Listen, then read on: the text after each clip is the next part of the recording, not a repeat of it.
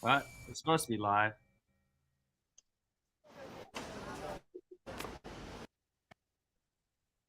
It's not live.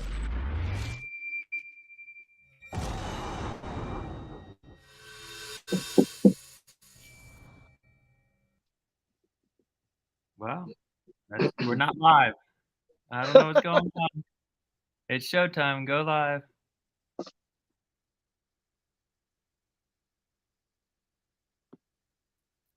Oh no. Oh my goodness gracious.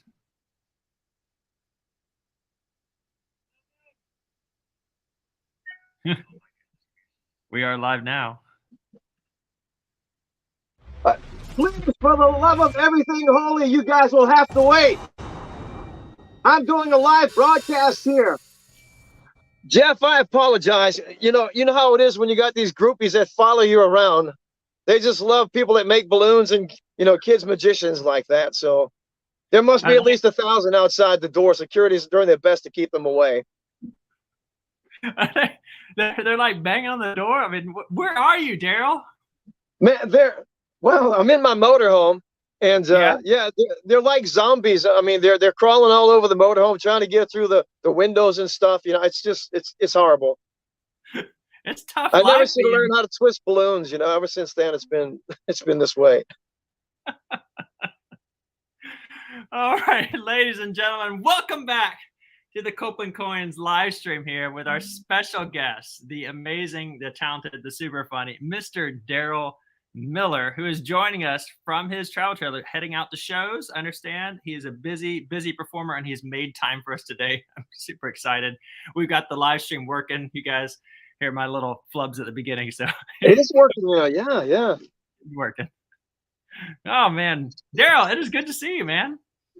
You too. You coming down from what, Houston way, right? Yeah, I'm down the southern Houston part of the area. state. Yeah. Now, are you in Texas? Because we're right outside of Texarkana right now, in a little place called Leary, Texas. Okay. It is about 11 miles west of Texarkana. West of Texarkana. Of course, today's topic, a little bit, if you got the emails you're joining us today, is about a famous magician from Texarkana, somebody who Mr. Darryl Miller knew as good as anybody. And so we're excited to pick your brain. And if you guys have any questions or comments, they're welcome to come in, and we'll try to get to some things as we go. But yeah, Darryl, can you tell us just a little bit about yourself now, what you're doing, and then we'll get into Bobo. Man, at my age, I try and do as little as possible and still get paid for it. But we're still out on the road doing shows. Primarily these days, we do mostly educational, motivational programs for schools.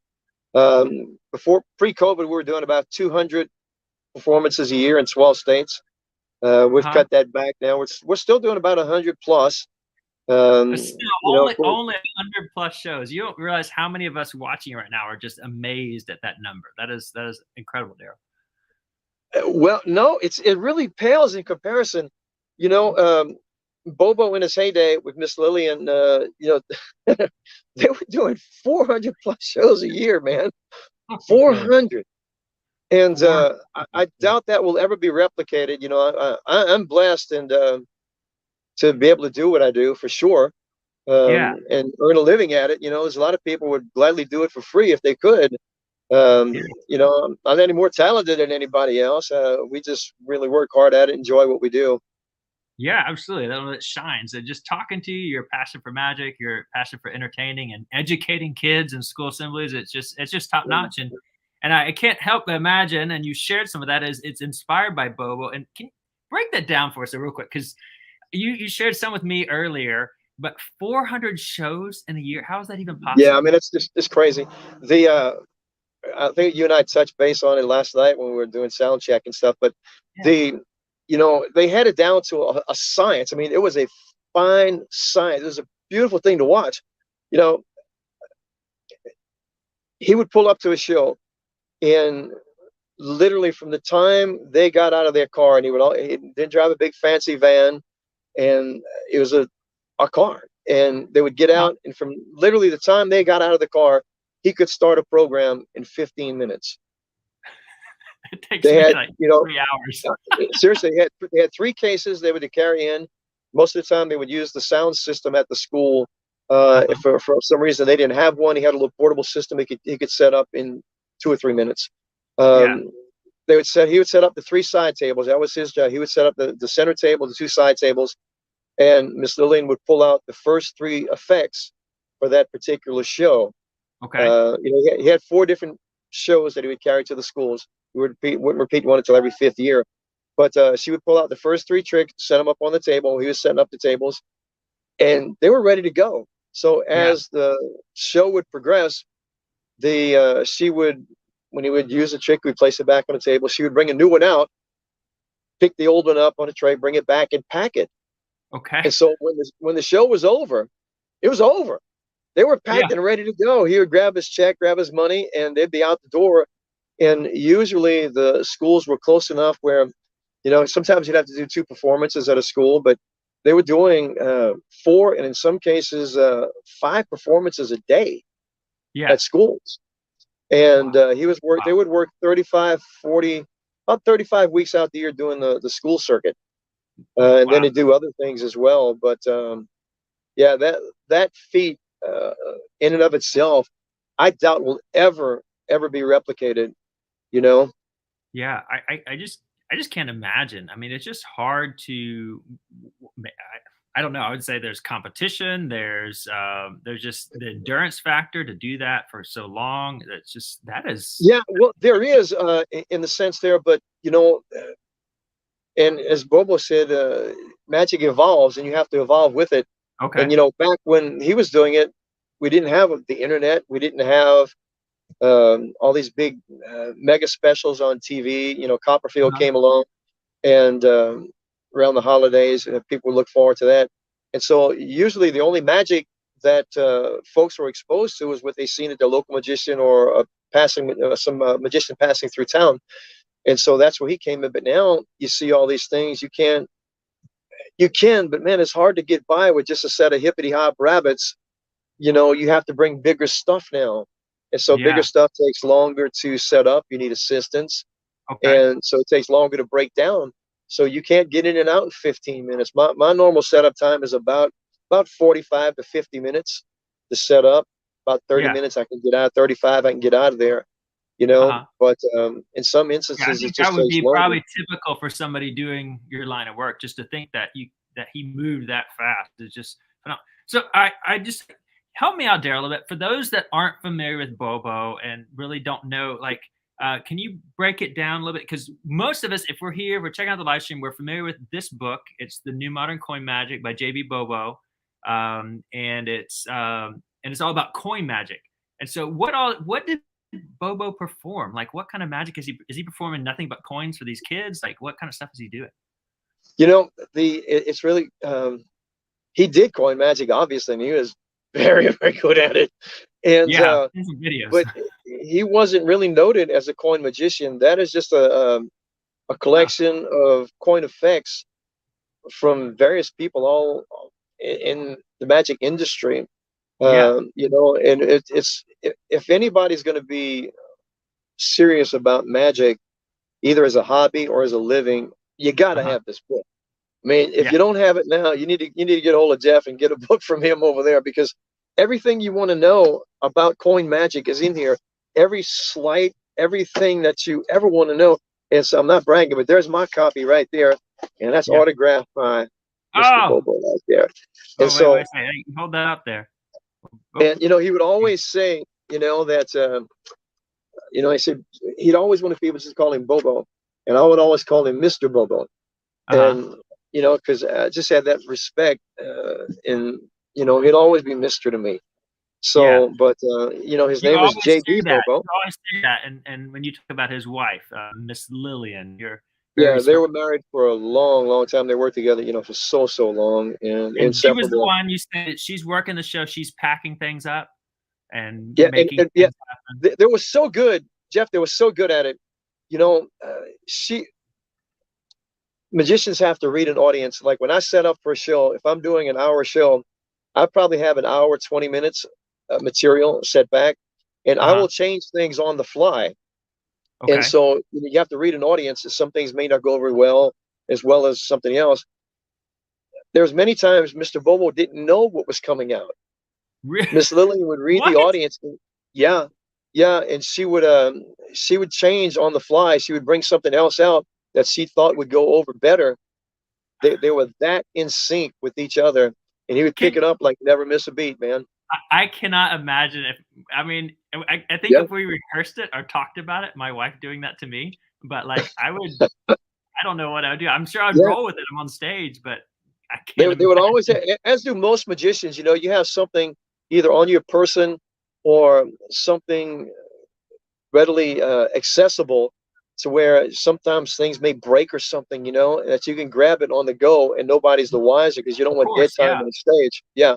And Okay. so they had that set back, but she would grab stuff, they would have it laid out, and she would Would read she that prank audience. him? Okay. Would she ever like, "Okay, I'm gonna get him with this one?" Uh, if she did, they never talked about it, Okay. you 'Cause know? I'm thinking, I mean, with the one when I'm on stage, I wanna focus on the controllables. There's so many things, and you're a children's performer, there's so many kids and distractions that you can't control. I can't imagine not knowing my next set or what I'm about to do Yeah, next. and it would always work into the show, but Wow. the shows that we do are pretty much themed. Like this month is anti-bully, anti-drug month, culminating Uh-huh. with Red Ribbon Week. So we have the drug programs at the end of this month, and we'll be doing 16 or 17 programs that week. Wow. Um, and so the you have a message behind most of the tricks, not all of them, but 80% of the tricks has a message behind it. That works into the theme of the show, where Mr. Bobo shows were basically just fun type shows at the schools. And so Yeah. he could easily change from, going into the pattern for whatever trick that Oh, was. okay. And Yeah. I'm sure he had done it many, many, many times. Oh, They would, when, I can only imagine he could do his show forward and backwards. But speaking of yeah, the show and in-school assemblies and stuff, now you were, and I claim this title for you whether you do or not because you are in fact Bobo's last student. He was your mentor, and you've got some more stories to share. I don't want to cut those off, but you witness his shows. You have performed some of his effects. Could you share some of that stuff? You got anything with you today? oh, I got a lot of stuff. He had of this. I probably have of all the shows he had that he took to the schools. I've probably got about 75% of those effects. Oh my And gosh! Wow. in every show that I do, no matter what type of show it is, um, we always do one effect uh, of his, uh, using his apparatus or whatever, and whenever possible, we use the exact pattern. Um, Sometimes not possible in the educational program, motivational programs we do, but we use those effects. So I've got in the book, I think it's chapter 13, Coin Magic for Stage. If you look in there, you'll see a coin wand, and Uh-huh. you'll have a little piece of equipment like this, a Okay. picture of it. And that is a Well, coin tray, which can be yes. used for coins across, coin I was stand. uh-huh. And then I've got two wands. They call So those the are Bolin what the coin wand. illustrations in the book are based on. Most Right. of that. Yeah. That's his That's actual that's project. Let me that's let it me right get you there. on bigger screen here so everybody can see that. That's it Wow. right there. My So, goodness. and that's the coin tray here. And That's a I real won't give working away piece the here. method on this, but the basic effect is you can take 8 or 10 coins and have a kid remove 3 or 4.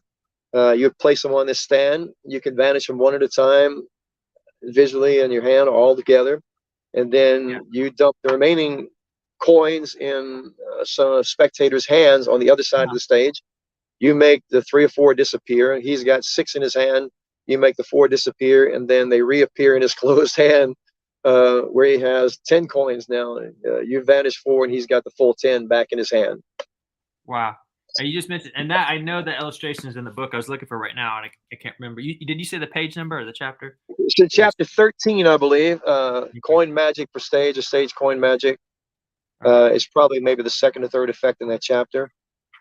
All right. Yeah, I just saw it. Here it is. Yeah, that's the actual. Yeah, There it is. and you can augment it. You can different ways to present it, but in there. There should be a coin wand, the original coin wand. But then John Bolin, he had I guess maybe the best coin wand ever made.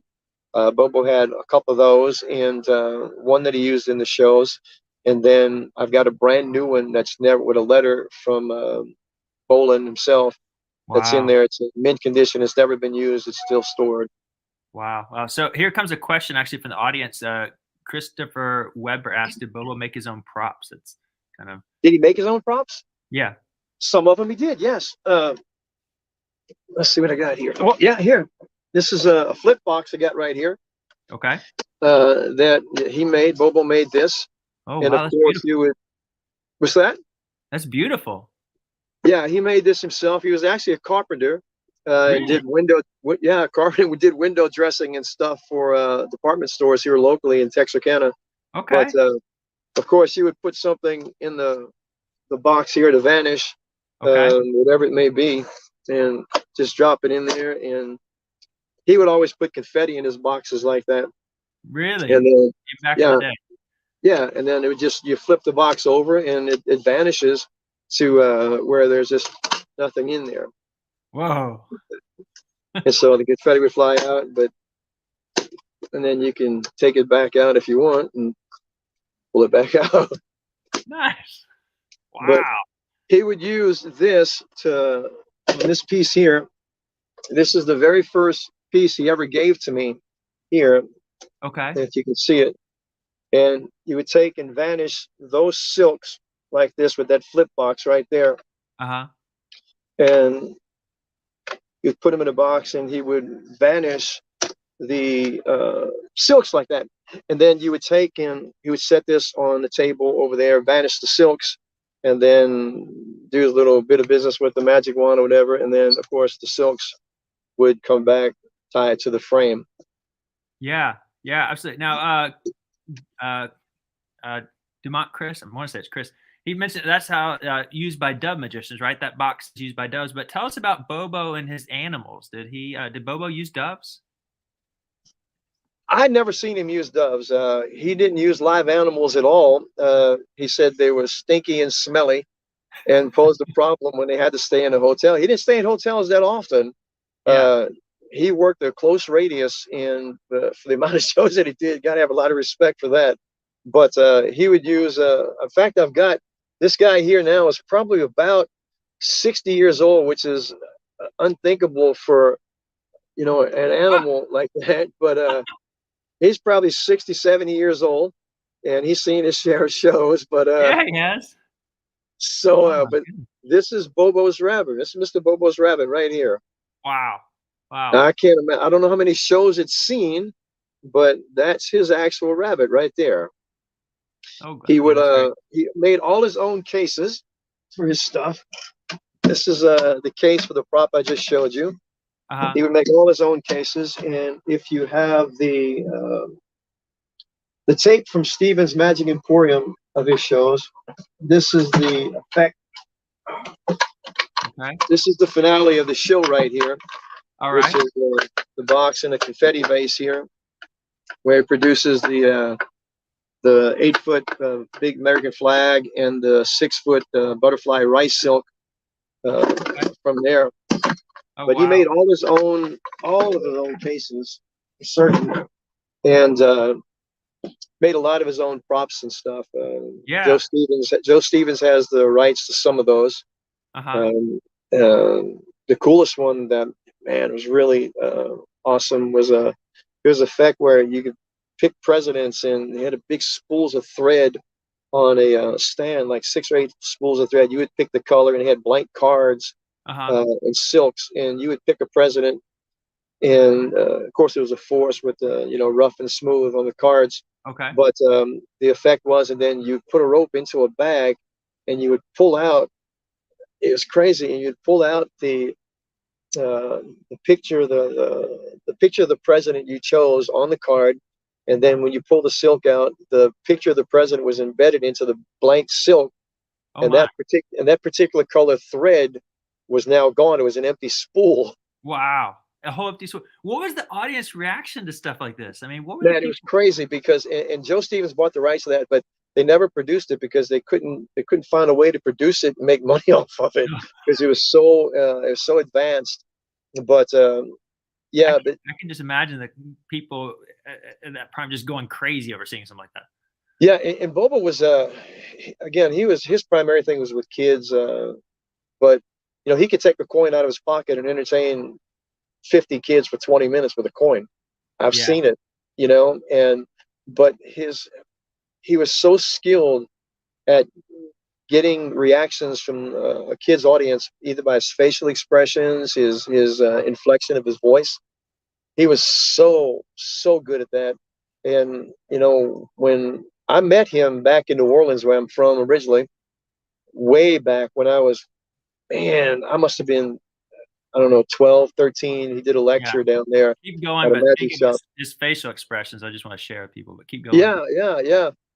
And he was so good at that.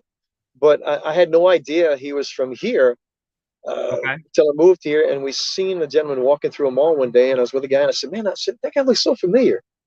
And he said, man, it's Bobo the magician. I said, shut up, man. What? So I run him down. And Yeah. I run him down. And so, and we got to be real good friends. And Miss Lillian passed soon after that. That was back in 1989. And Okay.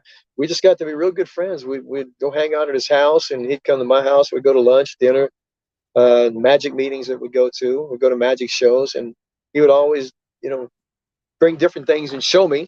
And going Yeah. to his house, it was like walking into actually walking into the past. If you had a time machine, that was it right there. He had this big Wow. closet, and after he passed, he had the same routine, Jeff, every time we'd go into his bedroom. We had this big, huge closet and double doors, and he had keys that he wore on his hip. And he'd always go in there and say, come on, let me show you this.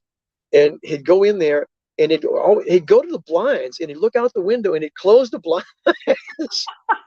He would. And he had broke his hip, so he had this little gait about him when he walked now.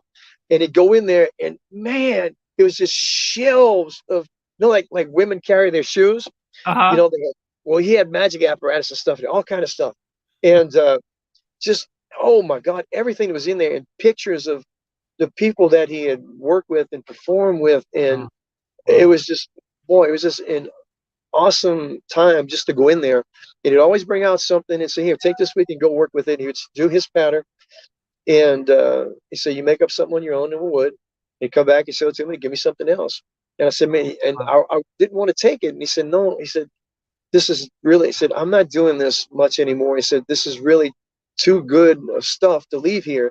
It needs to be presented, it needs to be shown. And so I take very, very good care of this. And he would come to my shows sometimes, Uh-huh. and he would critique it. And then he wasn't doing many shows at that time. So that brings us to a question here, because I got one that popped up a while from Jay, if I'm saying it right, from Mr. Blunt here. What is the single piece of advice that you always think of when you remember Bobo? Because I mean, is he critiquing you? He's making you better? Is he a harsh critic? What is he? Tell us about it. He would. It wasn't really harsh. I mean, but he would say, you might want to do it this way. This may be a better way of doing this. Okay. And I would take it to heart, and I would really work on it. Yeah. But the biggest thing I got from him, anybody can go through the mechanics. You can get a book, but boy, I learned so much about I guess the psychological aspect of it, of working with kids, that just from being somebody that's been around for 50 plus years doing it, you can't get that from any book on his perspective of it. And man, he could handle any kind of an audience. I mean, any kind of an audience. Yeah. And it come into play one time where it was something similar to that. But I was doing a show. It was in Horatio, Arkansas, and it was in Red Ribbon Week. It was Red Ribbon Week, and we're probably, I don't know, 8-9 minutes into the show, just after the opening, and there was only 2 teachers for about 300 kids, 325 in there. And Bobo had shown me how to do this once before, where they had to get the kids out of the auditorium. And so this teacher comes running up. I see her in the wings of the stage over there, and she's waving her hands like this. I said, man, I might not be having the best show, but I mean, 8 minutes in, they give me the hook already, man, you know? And so I went over there. I said, yes, ma'am, when is it? She says, we have to stop the show. I said, what's wrong? She said, it's a code orange. I said, what? It's a code orange. I don't know what that is. I said, what's a code orange? She said, there's a bomb in the building. Okay, well, so she said, we need to get all the kids over to the football stadium across the street. Now, there's 325 kids. They're all wound up about the show, and there's 2 teachers. Oh. I said, okay. And I remember what he showed me and what he taught me. And I went out and I said, okay, look, this next trick is so big, we can't do it here. I said, so we're going to go over to the football stadium. I said, but, you know, what I need you to do is stand up single file and go row by row. No talking till we get there because it'll ruin the trick. And I got in the front. It's like the Pied Piper, just like they do. They follow me right over there, never spoke a word. And the teachers had their jaws just like, how in the world? I said, I can't take credit for this one. You know, it's Mr. Bobo. It was something. It was either a fire or something in the kitchen at one of the schools he did or something, and they had to get the kids. They didn't have to, but they wanted to get the kids out, and that's how I got them out of there. They would do the next one out in the parking lot, and that's how I got them out of there. And I remember that, and we got all those kids out of there, single file, not a word, and ended up being there. One of the high school students didn't want to take they were doing testing that day, and they didn't want to take the test, and so they called it a bomb threat. I couldn't even get my stuff out. I had to leave. I had to leave it there. I had to go back the next day and get it, and finished up the show, and then had to run up to DeQueen, Arkansas, about 10 miles up the road, and do their shows that day. But we managed it. It was okay. Oh my goodness! Wow, that is just crazy. Well, I can't imagine. I'm gonna throw a couple pictures here to the live stream. I got some things. I think this one. You sent me this. Or this from the Gary Plants collection? No, I think we sent you that one there. Okay. This that's at the TAOM. That's a famous magic convention for you guys that don't know, that's run for a very long time in the state of Texas. It's every Labor Day weekend. And Bobo would present at it quite often. Here's some of his old props from his stage show. Very focused. And his tables. Yeah. This is a letter. This isn't your letter. I got this from Gary Plants, I believe. And you can see his signature there. Might be interested. I thought it was very interesting. I looked everywhere for what. Those of you that don't know, every time I release a Copeland Coins product, which we'll get to in just a moment here, I always include an animal with it. There's always somewhere hidden, and I couldn't figure out one because I looked if Bobo ever performed live animals, and I never found anything. But I did find things like this where he seemed to like rabbits, so there is a rabbit hidden in the new product. But here's some letters, and this is from yours. This is Gary Plant's collection as well, I believe. Is yours from Nelson Haney? Did you share this one, Darryl? I can't remember. Yeah, Nelson was he did the I guess the artwork, I think, in there. Did he not? He did, yeah. And this letter is the actual negotiation letter that he was paid $50 to do the artwork for the book. Yeah. Well, when Bobo started, this is crazy too, but when he got his first big deal, he was recommended. I think the guy's name was John Sterling, and the Lyceum Agency booked him on the recommendation of Percy Abbott, the builder. I think Percy was out of Michigan, and he recommended Bobo to take Sterling's place. And so he went. That was the first agency he worked for, and his pay was $125 a week. Whew. A week. I don't get out of bed for $125. $125 a week, man. On the road, traveling and stuff. So, but he was glad to have it. And sure. Yeah. But he said his biggest regret, he got to see Thurston, all them guys, and he never got to see Houdini. And he was supposed to see Houdini. Okay. He had tickets to go to the show, and Houdini died about 2 weeks before the performance. Halloween night there, but he was supposed to go see him in Detroit. They were living in Canada. To go see him, and it didn't work out. Yeah, they were actually living in Canada. His family moved. He was born here in Texarkana in 1910, and his family moved to Ontario, Canada, and they lived there for a while before moving back here. And he was supposed to go to Detroit. He would go to Detroit all the time to see some of the big magicians like Thurston and stuff that go through there. Okay. And then he moved back to Texarkana, and he did window dressing for a lot of department stores and things. But yeah, then he just went into magic full time. But you used to be able Okay. to go see the Bobo show for 10 cents, Yeah. at the schools. And the last shows he did was $1. He usually had a 60-40 split with the kids. Yeah, look at there, the Bobo Magic Show. That's the book. Yeah. Yeah, There he he's is got with Miss Lillian. got shows are outlined and down to the last detail on how to place the stuff on the tables. Yep. There's the rabbit. Yeah, Yeah. There's a lot of neat stuff in this, and a lot there of really is. old Yeah. classic pictures. This is Now I'll tell you, if anybody out there not a is lot of print. listening and you can get your hands on this, he has that book, and he has the modern coin magic book. Yep. But there's one out there that's a real collectible, and it's called Watch This One. Yeah, you told me about that. Yeah, if you can get your hands on that one, scoop it up, man. There's not a lot of those floating around out there for sure. I have his lecture notes, and his lecture notes Yeah. really show a lot of the brilliance of Bobo, because he's a very concise writer. And I believe that's why the book has lasted for so long. I think that's why New Modern Coin Magic is still relevant. There's a lot of stuff that maybe some of the dress and the style has changed, and attitudes, and people Yeah. aren't carrying $50 in their pockets. Exactly. Yeah. But the book it's written to last. It really is. And It stood the test of time, and it will. And again, not trying to beat a dead horse, but you if you're going to do magic, you got to have the book. yeah, I mean, everybody has the book. I mean, Copperfield did a show through here, back in 94, 95, not too long before Bobo died. We were at the show, and he acknowledged him at the show, and Copperfield has the book. So, Yeah. if he's got it, wow. you need to have it. But it's hard to know where you're going if you can't figure out where you've been. And so a lot of what you see out there is to hear. And I'll just give you an example. Okay, we have an inflatable business here in town. It's the largest one in the region. And so when we go out and drop off inflatables, there's a move in there, utility move in there. It's called the Bobo switch, Yes. where you can change one object to another. It takes a little practice, but it's not hard to do. But I'll go out there, and when the kids are always there when we go there, and so I try and promote without actually promoting, the magic aspect of the business. And so I'll find a rock, and there's a story out there that all this used to be the Gulf of Mexico, which it was. It's a true story. And I'll tell them, when the waters receded, I said it left a lot of mineral deposits and stuff in rocks. There's a big, long scientific name for them, but most people call them money rocks.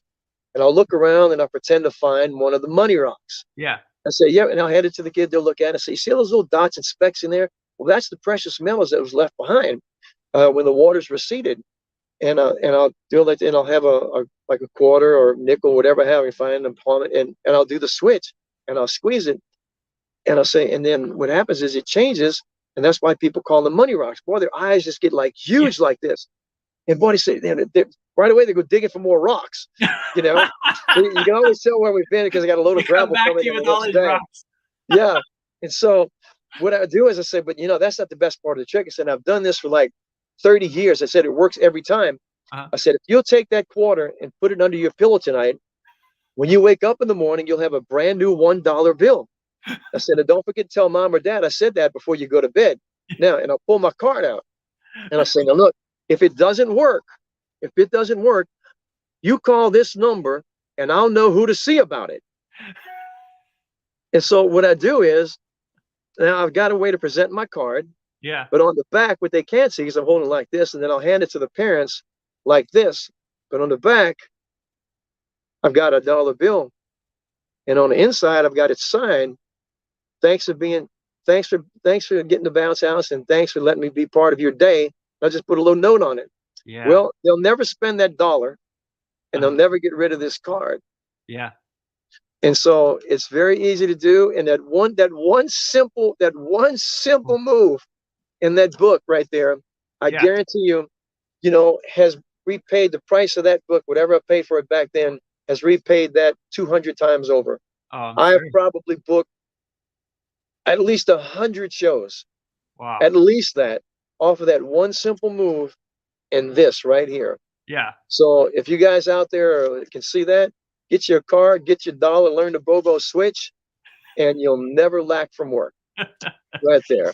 I believe it, man. That is brilliant. I love it that you give them the dollar. I think you take away all the friction, you make it happen. It's really smart, and Well, I'm not really giving it to him. I bumped the price of the bounce house up about $10. Yeah. So I'm making 9 off the deal. Somebody's got to pay for all these groupies out here. You know? Are they still banging on the windows? Well, they're not really banging. It's just at my age, my groupies get older, so they're out there in little rascal scooters and and walkers. So, Oh my goodness. All right. Well, we're gonna wrap this up real quick. I just want to share with you guys what Darryl's talking about with the book and give you a little bit more details here. We've got here, if I can pull it up, this is JB Bobo in his prime. And I hired Ever, from my friend from down in Mexico, to help some new artwork for the book. What happened was this book is now in its 14th, 16th printing. I can't remember right now. And they got rid of the dust jacket. There's no longer a dust jacket, which Darryl, you had a copy of the dust jacket on you, I believe. yeah, I do, right there. And the this right book here. is still legitimate. There it is. You see the dust jacket. It's still legitimate. There's nothing wrong with it. It's been expanded. This is you can read on my website about what makes this different over a knockoff paperback edition. This is the legitimate Magic Ink publisher book. It has hundreds of more pages, or 150 more pages, 4 extra chapters. It's large. It's revised. It is the official book that was last written by Bobo. And what I've done is I have tried to hopefully improve it and help it a little bit, bring it up to date with this new dust jacket. So we took, I took a picture of Bobo in his prime, and we've redone the Coin Man, and I'll show it here. I'll try to get it for you guys. There it is. The Coin Man on the cover.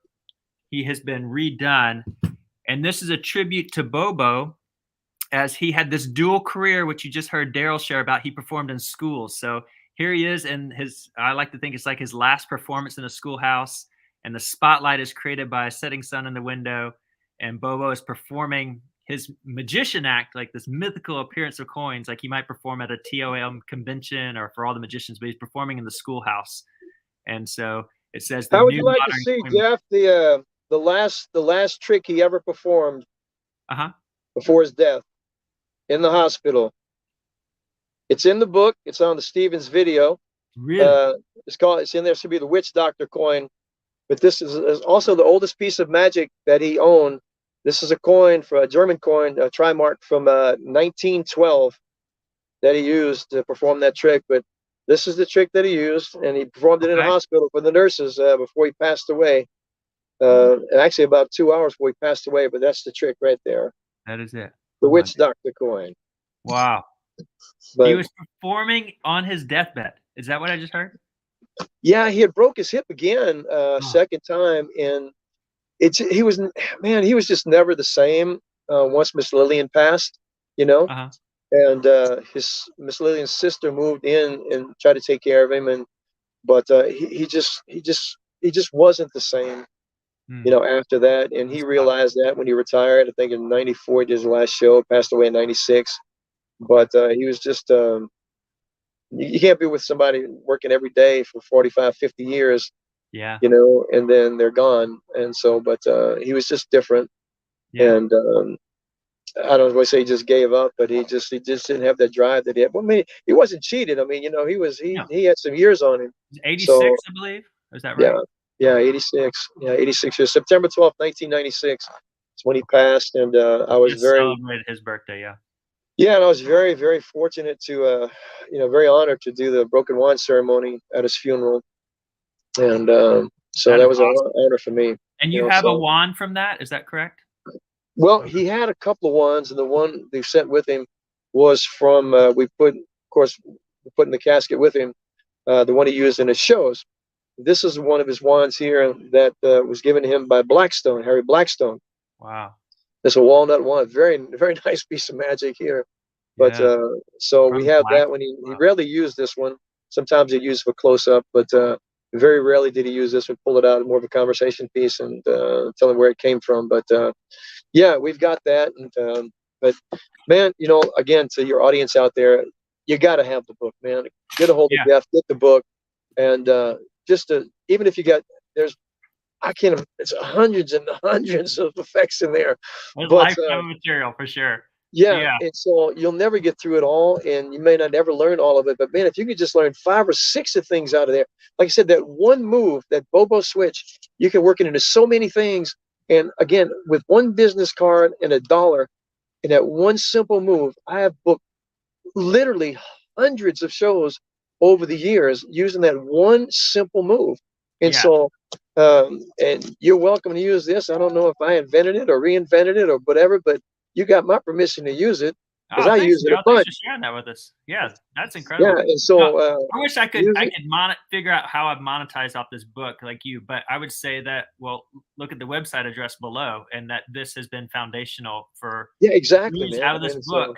so It's got most of the moves, the foundation at least of those moves that yeah, are everything taught at Copa Coins can be found and here. I know you've made it as easy as possible for them to get their hands on it for sure. Yeah, And so absolutely. yeah, And we've got so it get a bundled hold. with a brand new bookmark that holds your coin for practice. We didn't really get time to talk about that today, but check it out on the website.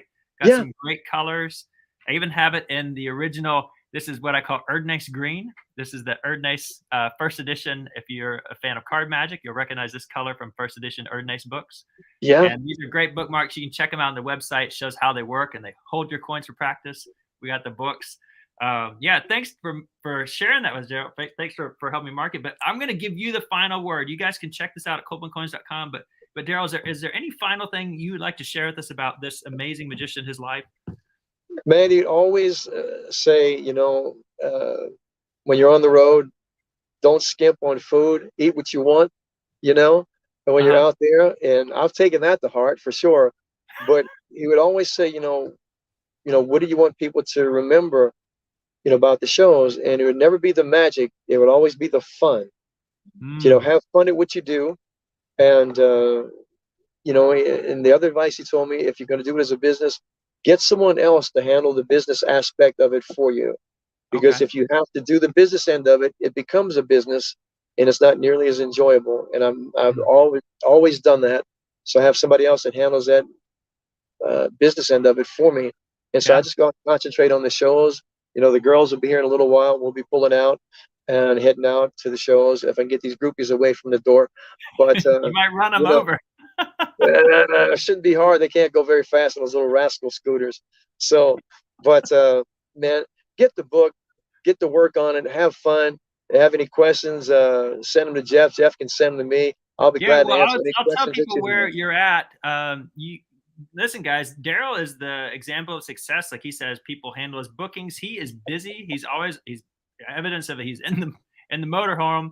Daryl, this is Facebook page, and you don't even really work off a website. It's just fantastic. He's just out there, everyday rock star. So I yeah, don't know about that or being a rock star, but when you've done it long enough and you have enough contacts, the contacts find business for you and send you business. And so I'm very, very blessed in that respect. Very yeah. blessed. We're slowing down now. I'm not getting any younger. I'll be 29 soon. So again, but yeah. So Yeah. Well, no, reach out to Daryl. If you have questions for us, it's team@copelandcoins.com. Get the book, get the bundle with the bookmark, get everything copelandcoins.com. But thank you, Daryl. This was just this wisdom, this insight. I am going man, to go Jeff, back I and watch this appreciate you again. giving me the opportunity to talk about Bobo. And you guys, man, get the book. You won't be disappointed. You know, uh, get the book. Get your own groupies. You'll be good to go, man. Really. Absolutely. All So right, guys. With that note, with that word of advice, we'll say you guys take care. God go out, make beautiful magic. sounds good. Jeff, have a great day, man. Y'all take care. Get the book. All right. Bye.